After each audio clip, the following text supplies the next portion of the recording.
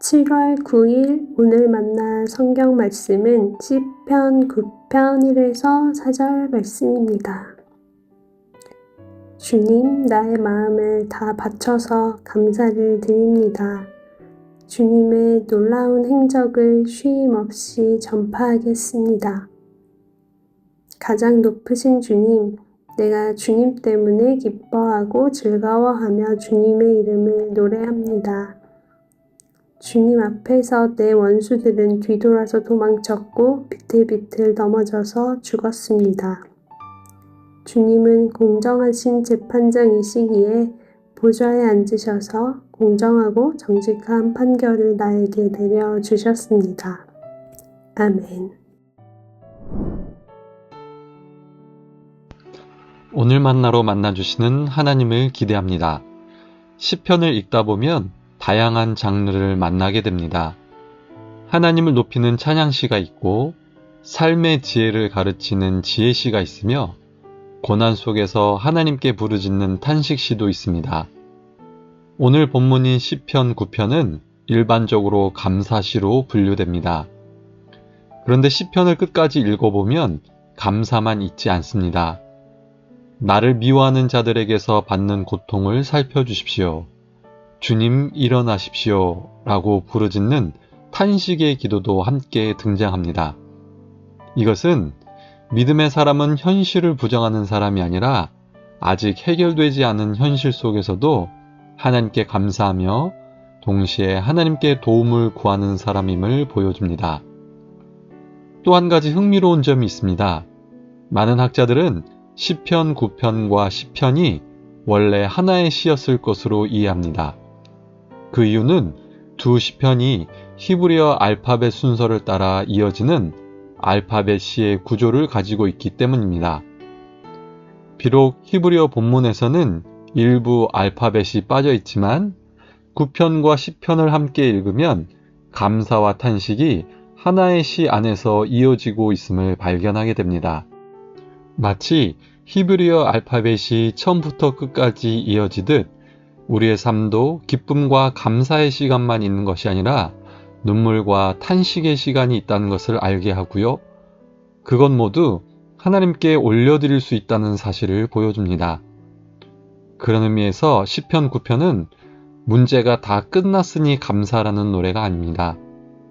아직 고난은 남아있고 원수도 존재하지만 그 모든 현실보다 먼저 하나님이 어떤 분이신지를 바라보며 감사하는 믿음을 노래합니다. 그래서 다윗은 오늘 본문에서 하나님께 감사하는 이유를 자신의 형편이 아니라 하나님의 성품에서 찾습니다. 1, 2절을 보면 다윗은 나의 마음을 다 바쳐서 감사를 드립니다. 주님 때문에 기뻐하고 즐거워하며 주님의 이름을 노래합니다 라고 고백합니다. 그런데 그 이유는 자신의 삶에 아무 어려움이 없어서가 아닙니다. 3절과 4절은 이렇게 말합니다. 주님은 공정한 재판장이시기에 보좌에 앉으셔서 공정하고 정직한 판결을 나에게 내려주셨습니다. 다윗이 감사한 이유는 하나님께서 공정한 재판장이시기 때문입니다. 다윗은 억울한 일을 당했고 원수들의 공격을 받았습니다. 하지만 자신의 억울함을 스스로 갚으려 하지 않았습니다. 최종적인 판단과 정의는 하나님께 맡겼습니다. 하나님께서 옳고 그름을 아시는 분이시며 가장 공정하게 심판하시는 재판장이심을 믿었기 때문입니다. 오늘 우리도 비슷한 상황을 만납니다. 직장에서 억울한 평가를 받을 수도 있습니다.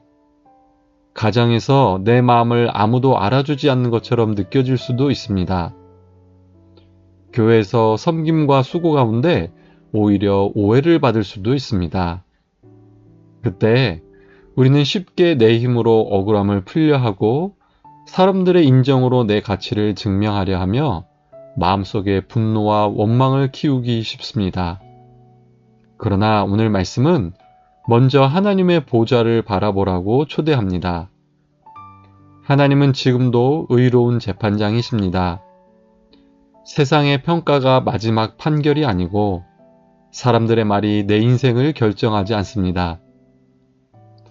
하나님께서 아시고 하나님께서 기억하시며 하나님께서 가장 선한 때에 가장 의롭게 일하십니다. 그래서 오늘 우리의 감사는 현실과 동떨어진 감사가 아닙니다. 눈물과 탄식이 배제된 감사도 아닙니다. 모든 것이 해결된 뒤에 드리는 감사도 아닙니다. 아직 이해되지 않는 현실 속에서도 하나님의 성품은 변하지 않는다는 믿음의 고백에서 나오는 감사입니다. 사랑하는 성도 여러분, 오늘 하루 마음속에 자꾸 떠오르는 억울한 일 하나를 하나님께 맡겨보십시오. 해결되지 않은 문제 속에서도 먼저 하나님의 성품을 근거로 감사해 보십시오. 그리고 사람을 향한 원망 대신 하나님을 향한 찬양을 선택해 보십시오.